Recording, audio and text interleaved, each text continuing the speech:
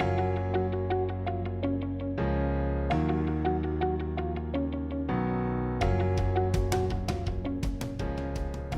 right, guys, welcome to the Janus Project. This is Mike, and we got a special episode for you this week. We are continuing our talk through systematic theology. We've covered anthropology, some of the aspects of humanity that God set in order, and we are moving our way through. And one of the cool things that we get to is this idea that God has given man life. Now, God has given man life. The way he did it in the Bible is he created man out of the dust of the ground, and then the Bible said that he breathed into his nostrils the breath of life, and man became a living soul. I think this is important. It doesn't say that man has a soul. It says that man became a living soul. And so there is something to the life of man that is tied up. I mean, it's a complete package there. Later on, the Bible's going to use some different expressions, your body, your mind, your soul, your spirit. We're not going to get into all the details there, but there's something to. There is the breath of man. There's the blood that gives him life. There's something about man that is alive. And then there's something that sets him apart from the animals. God created all the animals and just talks about him making them. But there's something about mankind that is unique. Now, like I said in a previous episode, I believe that as you talk about the image of God in man, the image of God in man is something that can't be tied to gender, can't be tied to your developmental state. It's something that can't be tied to any of those characteristics that are temporary, that are fleeting.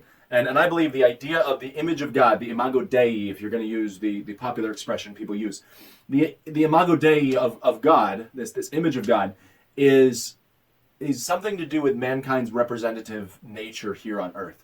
And so mankind is a representative of God. He is here on earth. The Bible says in Micah that he has showed thee, O man, what is good, and what does the Lord require of you, but to do justly, to love mercy, and to walk humbly with your God. And I think a lot of people in our world today are really, really, really tied in with that. I need to do what's right. I need to do justly, social justice, yeah. But they're not humble, and they're not walking humbly with their God, and they're not loving mercy. And so I think they've got it completely wrong. And so if you're part of any social justice movement that does not involve the three parts of doing justice, do justly, loving mercy, all right, that means someone who has wronged you, you're not out for vengeance, you're not out seeking, the death. There's a level of mercy there, not giving them exactly what they deserve. And then also walking humbly with your God. If you are not walking humbly with God, if you are proud and arrogant and blasphemous, then guess what?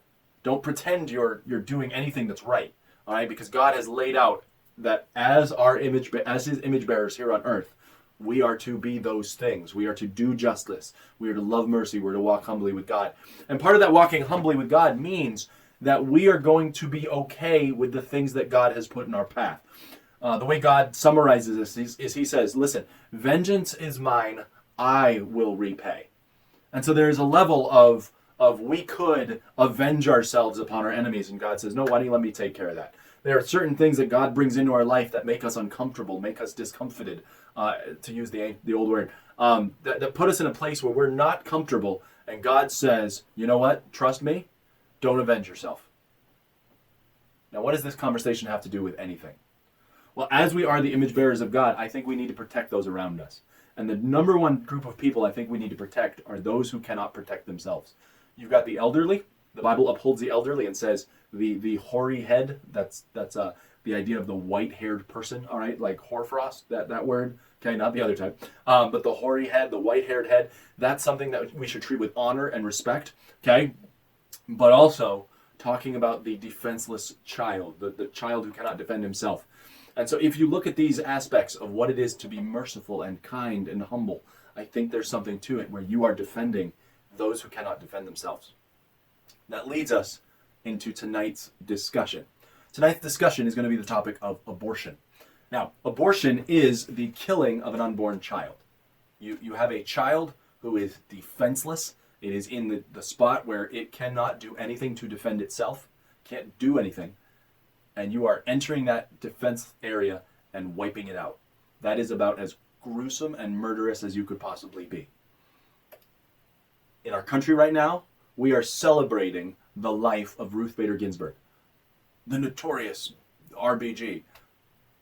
She pushed for abortion. She defended abortion over and over and over again. The blood of thousands, if not millions of babies is on her hand. I want you to imagine that you are celebrating the life of Hitler because he did some good things. Would that make sense?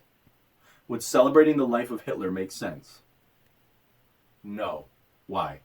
Because he was responsible, because of his policies and what he pushed through, he was responsible for the death of thousands, if not millions of people. Let me ask you this difference. What is the difference between a woman who with her voice could have stood up for the defenseless and the unborn, but chose not to, and someone who through his policies put a death mark on millions of people? What is the difference? I think the only difference you could possibly think of is one, Hitler, by the policies that he had the power to push through, slaughtered a bunch of people. Ruth Bader Ginsburg, through the policies that she allowed and supported with her voice, allowed millions of people to die. That is about the only difference I can think of. So I want to ask you a question. Is it appropriate to celebrate when someone like Hitler dies? Is it appropriate to be angry and to say, I really don't care what Hitler accomplished. He was a monster? Because if that's the case, then why is it wrong to say, you know what? Ruth Bader Ginsburg was a monster. The stuff she did, the stuff she pushed through, I have no honor to give her. I know of a guy who, in order to draw attention to the fact that leftists will celebrate the death of conservatives. So back when Donald Trump's brother died, the leftists were all clamoring, the wrong Trump died, the wrong Trump died. And you know for a fact, if you're a leftist and you saw that Donald Trump died, you would not be sad. You know they would be celebrating and, oh, we dodged a bullet. There wouldn't be any pity. There wouldn't be any humility. There would be jubilation. You know how I know? Because people have called for him to die already. I'd like to punch him in the face. I said if we were in high school, I'd take him behind the gym and beat the hell out of him. Punch some people in the face! When was the last time an actor assassinated a president? They're still going to have to go out and put a bullet in Donald Trump, and that's a fact. Look as his character is stabbed to death. Where is John Wilkes Booth when you need him? That's it right there. Pull it up. I have thought an awful lot about blowing up the White House. A Missouri state senator is under investigation by the Secret Service after saying she hopes President Trump is assassinated. I will go and take Trump out tonight. And if you see anybody from that cabinet in a restaurant, in a department store, at a gasoline station, you get out and you create a crowd. And you push back on them. And you tell them they're not welcome anymore, anywhere. And sadly, the domestic enemies to our voting system and our honoring our Constitution are right at 1600 Pennsylvania Avenue. They're not going to stop before Election Day in November, and they're not going to stop after Election Day. And that should be, everyone should take note of that on both levels, that this isn't, they're not going to let up, and they should not. If you think we're rallying now, you ain't seen nothing yet.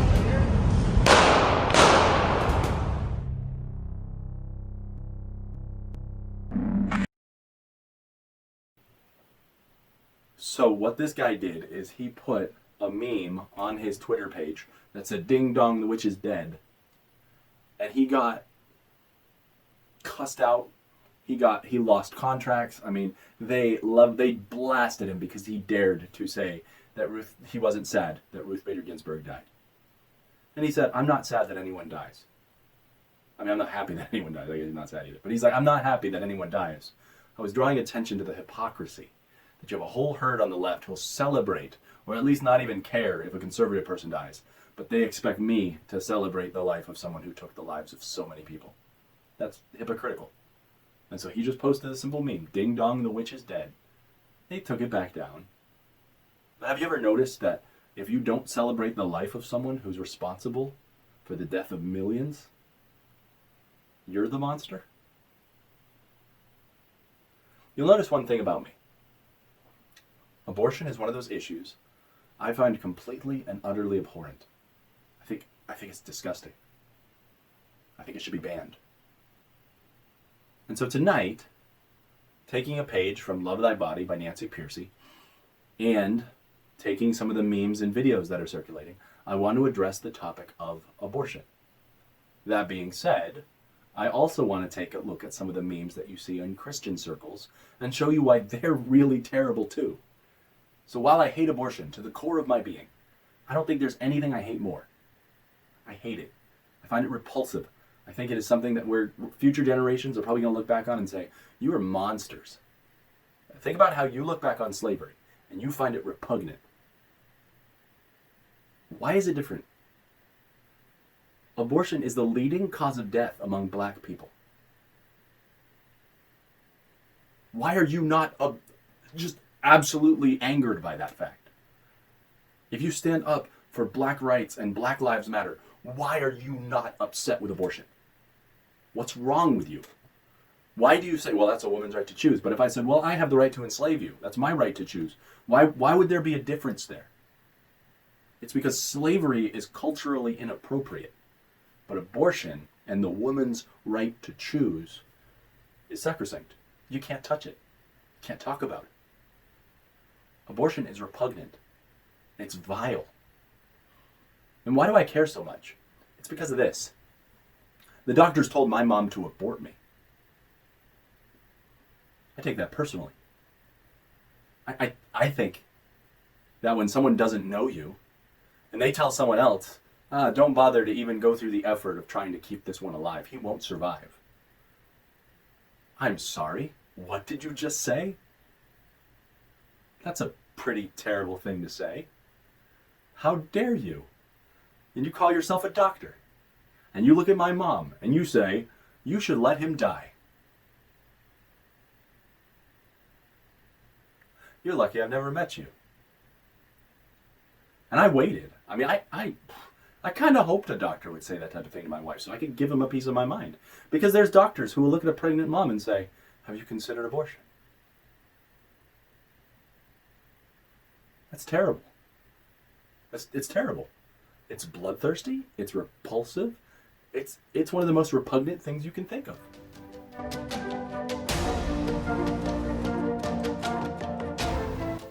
Find it amazing. And this is where we get into some bad Christian memes. There's a meme that goes around every now and then, and it's this. If you found a bacteria on Mars, you would consider it life, but if you find a child inside the womb of a mother, that's not considered life? Okay. That's a bad meme for the Christian side, because very few people argue with the fact that it is something that's alive inside. Here's the argument that people make when they are for abortion. They claim that that child that's inside the womb has not yet achieved personhood. So if it's just a human, it's just a human blob of flesh, you can kill it. It is the exact same logic that they use at the end of life when you've got someone who's in a vegetative state and they say, you're still a human, yes, but you are no longer a person and therefore you do not have the right to live. It is the same logic they apply at the beginning of life that they apply at the end of life. You might remember the Terry Schiavo case from years ago, where Terry Schiavo was declared to be basically no longer able to live on her own. And they decided she was no longer going to be, they weren't going to waste the time of keeping her hydrated and fed and all of that. And so they decided to just unplug all the things that were keeping her alive, so she just starved and thirsted to death. She was basically declared a non-person. And so when we deal with this idea of the life in the womb, there are very few people who would disagree with the fact that that is alive. And so if you use that meme that says, well, I mean, I found this here and that was life, and how come you don't, find this to be life in the womb? Okay, like I said, very few people who know anything are actually going to argue with the fact that inside the mother's womb is a living human. Their argument is, it's not a person yet. Now here's where it gets difficult, because bioethicists are going to have a whole lot of trouble arguing back and forth about when that child actually gains personhood, because as a father of 3, I can tell you, there's not a whole lot of difference between that baby when it's inside the mother's womb and that baby when it's sitting on the tray waiting to be cleaned up and the umbilical cord to be cleaned off of it. There's not a whole lot of difference. There's not something magical about the birth process that suddenly gives this thing a new meaning. In fact, if I left that baby for long enough, it would die of exposure. That's what it would do. That the child cannot live on its own. In fact, right now, I have a child who's several months old. If we left that child for a little bit of time, guess what? It would die because it does not have the capability of doing anything on its own. It can barely roll over. Okay? My other children, they are constantly needing to be changed and fed and pampered because they don't yet know how to live on their own. And so this idea that there's something magical about the birth process that suddenly makes this a baby that we now have to legally protect is ridiculous because, like I said, bioethicists cannot agree on when that child becomes a person. Is it a second after it's born? A minute after it's born? A month after it's born? A year after it's born? At which point are we no longer allowed to kill the child because it has the rights of a person? But let me tackle one of the memes that I've seen on the left that I think is absolutely ridiculous. They say, I need affordable healthcare. I need these things. So a group like Planned Parenthood, we need them. They're performing essential medical services to women. All right. No, pretty much all they perform is abortions. Okay? They say that that's not the majority of what they do because everything they do, they count as something. So if they hand you a pencil or if they fill out a paperwork or you get a pap smear or whatever they're doing, they're considering that part of the medical care. But what they make a lot of their money and what they're known for is abortions. They push that. So when we talk about this idea of this is the only way a woman can have affordable medical care and all of this stuff. Okay, I'm sorry. Have you ever heard of a condom? They're not that expensive. Have you ever heard of the birth control pill? It's not that expensive. Okay? This idea that if we ban abortion or if we don't federally fund Planned Parenthood or some of these things, that women are going to lose out on essential medical care. They're not. Not by any stretch of the imagination. But if you go further than that, the one that I've been nailed with is it says, you are not pro-life, you are pro-forced birth. Okay, that is stupid. I'm just going to come right out. Like I said, I don't hold any punches when it comes to abortion. I think abortion is abhorrent, and I think if you defend abortion, you are abhorrent too. If you know what you are defending and you openly defend abortion, you are grotesque. And so what I've seen is I have seen people accuse me of being pro-forced birth. That's like the new stigma. Because we say, we're pro-life. And they're like, no, you're pro-forced birth. You just want people to give birth. And then you don't care what happens to the child. Okay, here's some statistics for you. All right? Christians do more for adoption and orphanages and taking care of unwanted children than any group. Okay? So don't say that we as Christians only care about babies being born, but we don't care about what happens to them afterwards. We very much do care. Okay? That's why we take care of the poor. That's why we work at food pantries. That's why we do all these things, because we care about people and care about keeping people alive. You look at the charitable donations of Christians and other religious groups compared to atheists, and you look at who gives more. It's pretty obvious who gives more. So this idea that we don't care about what happens to people after they're born is absolute garbage. Let's go further. I've seen this other meme, and I don't know if I can find it. If I do, I'll throw it up on the screen. And it's got a picture of a guy who's like, yeah, who's against abortion? Yeah, and it's like everybody's raising their hand. Who wants babies to be born? Yeah, who's willing to adopt? And everyone puts their hand down. Okay, let me address the two issues with this meme that I think are absolutely stupid. The first one is the caricature that people who are pro-life don't adopt. They do, in vast numbers. I happen to know of one family that I can think of right off the top of my head who they're not able to have kids themselves, and they've adopted multiple children.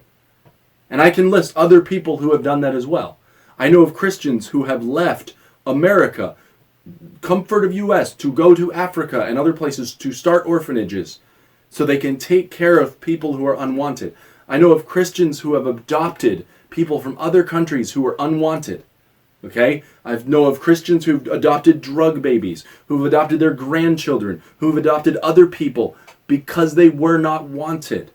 So this idea of, oh, who's going to take care? Oh, we don't want to take care. Of course they want to take care of them. You have plenty of families who want to have children and can't, and they are working really hard to adopt, or they've started working through the foster care system to take care and potentially adopt some of those children. And I'm telling you, I've seen the heartbreak when someone has a child almost from birth, and then the deadbeat parent who can't give up drugs for a few weeks comes back and they want the kid, and this wonderful home is forced to give up a child because that parent who didn't care about the kid enough to take care of it when it was in the womb, but now suddenly wants it back, that parent comes back into the life, and there that child goes back into that abusive family. So that's why I think that cartoon is such an idiotic cartoon. It means nothing. But let me go further with it. Like I said, I have two problems with it. One is, it's just not true. And here's the other problem. I can be against killing babies. And since you had a child, it's not suddenly my responsibility to take care of it. I started with the adoption side so that you know the heartbeat, that there are Christians and others who would love to adopt. And so they do adopt. And so their heart is to take care of unwanted children. But here's the thing. They don't have to. It's okay for me to say, you're not allowed to kill someone. That does not suddenly mean I have to take care of them. It probably means I will. But it doesn't mean I have to. And just because I don't want to doesn't suddenly mean you can say, oh, well, I'm going to kill it anyway. So this whole pro-forced birth is absolutely stupid. It's just an idiotic position to hold. We're not pro-forced birth. It's not like you're a breeding cattle. It's not like you're livestock. Okay? If you don't know how babies are made, you shouldn't be having sex. And if you're not ready to have kids, you shouldn't be having sex. That's how it works. All right? I remember running into an old timer. I was sitting in line at Sam's back during the COVID thing. And I had my boys with me. And they were pretty close in age. We didn't wait a whole lot of time between our kids. And the old timer looked and said, have you figured out how it works yet? And I had to jokingly be like, nope, still trying to figure that out. Of course we know how babies are made. We chose, or we risked, having kids, knowing full well what would happen. And if God chose to give us kids, he chose to give us kids, and we're happy by it. But there has been times in our life where we were not able to have kids, and we really wanted them. And yes, we know what sex does. And so I find it ridiculous that this culture of people who basically says you can have free sex, you can do whatever you want, you can just live a lifestyle that basically indulges in any pleasure you want. But they're not willing to face the consequences, and they are willing to go out and commit murder to cover up the consequences. And then they scream, you just want to force me to have a kid. I'm sorry, you chose to do all the things leading up to that. You have choices. You have the choice to abstain from sex. You have the choice of contraceptive. You have the choice to put your child up for adoption. You have the choice to give that child a wonderful home. You have the choice to get married and raise that kid with your spouse. Those are choices that you have. But here's my fear. People are so selfish that they don't want to face the consequences for their decisions. And so they decide the best option is to simply remove that fetal tissue because it doesn't have the rights of a person anyway. And here's where it gets dangerous. Because there is a growing number of people who think maybe you should abort the child after it's born. And so there are laws that Kamala Harris and other people have voted for that basically said, if a botched abortion happens and that baby is born alive, go ahead. you can still kill it. Because it was a botched abortion. It was meant to die. So sometimes it's just go put that child in a room to be comfortable until it dies of just whatever. Or just kill it. That's not justice. That's not mercy. That's not humility. That's not love. That's not healthcare.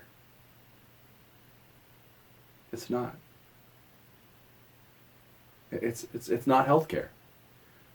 Healthcare is do no harm. And if you compare it to, well, I mean, I have a kidney removed, you don't have understanding in what we're talking about. Your kidney does not have a separate heartbeat.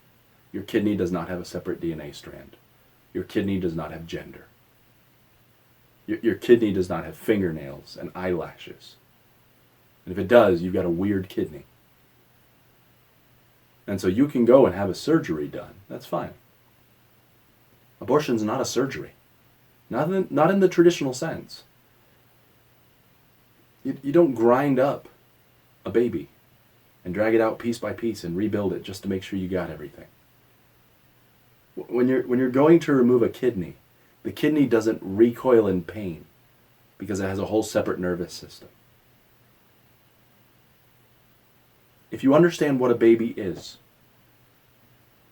if you understand that it is a child, you should fight to protect it, not fight to kill it.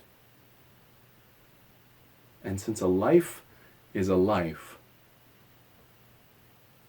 I believe those who defend abortion and those politicians who fight for it and those justices who defend it to the death, I don't believe they're any better than Hitler. I'm not trying to play Godwin's law here, but it is a very fair comparison. Because when you are pumping acidic saline solutions into the womb to basically burn the child to death, what's the difference between that and a gas chamber?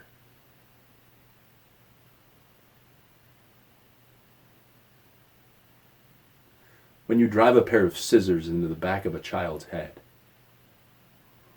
and scramble the brain, what's the difference between that and some of the gruesome experiments they did in the death camps?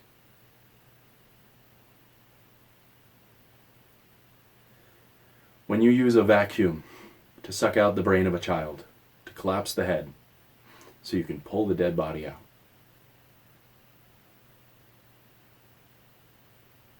how is that any different than those gruesome things that were done at the death camps? Let me tell you the reason why this topic is so personal to me and why I don't pull my punches. When I was in my mother's womb, she was on some experimental medication to keep me alive. Because of some of the stress that she was going through from her parents' divorce and other things going on, there was a lot of fluid buildup, and I was not doing well. I was her third child. She'd already had a C-section. There was a lot of damage. And the doctors looked at her and they said, just stop the medications, just let this one die, and you can have another one later. So the doctors were pushing that I would be aborted. Now, not through the invasive, cut me up and dice me, but they were basically saying, stop these meds that are keeping him alive and let him die. And she said no. She went into labor 2 months early. Had to have a C-section, had to have me cut out. And because of various health reasons, the doctors said that I would be born retarded. They said, oh, you're this medical issue and that issue and that issue. They said I'd be retarded. I was top of my class. Wasn't a big class, but I was top of my class. I'm a fairly intelligent person. And they were dead wrong because the amount of oxygen that went to my brain actually helped me be smarter. I had a lot of health problems. I was in the hospital for probably a month. But you know what? The doctors were wrong. And in debating evolution with someone, they actually said my mom would have been right in letting me die.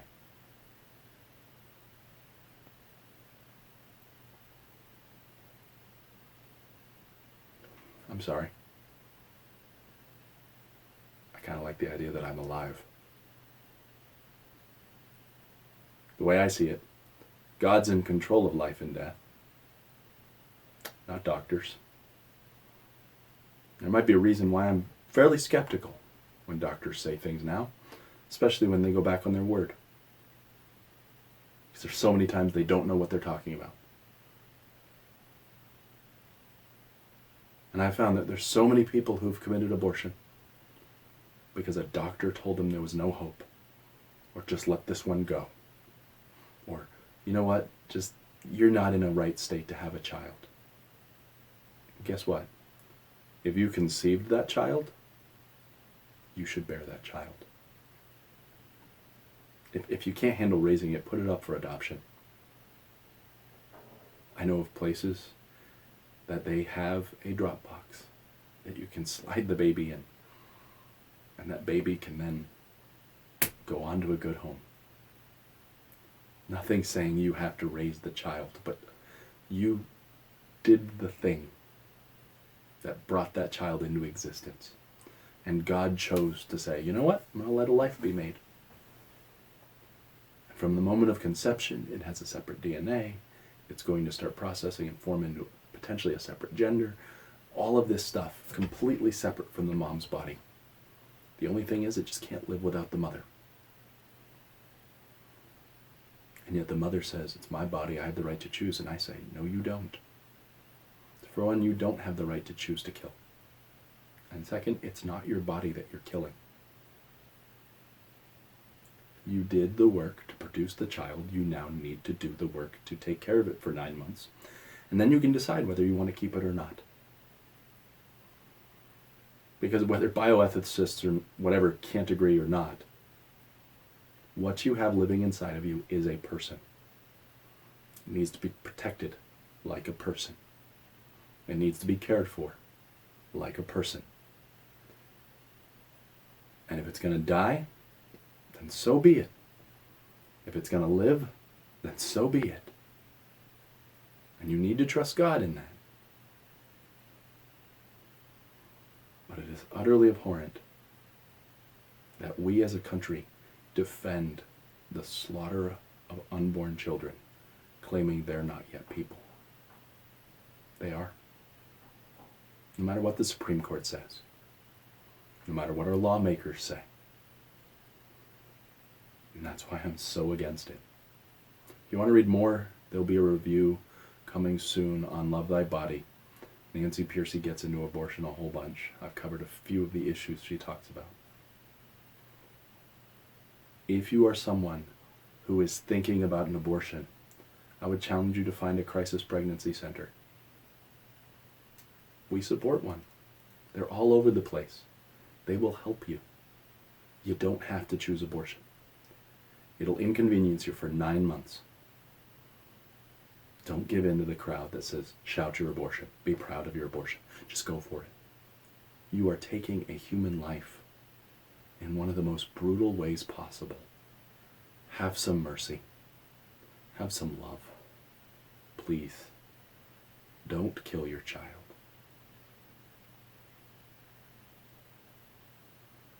It's been a more serious episode of the Janice Project. Share this video. Comment on this video. Let me know what I can do to help. But please, don't kill your child. And fight to end this monstrous thing that we call a woman's right to choose. Because that's not what it is.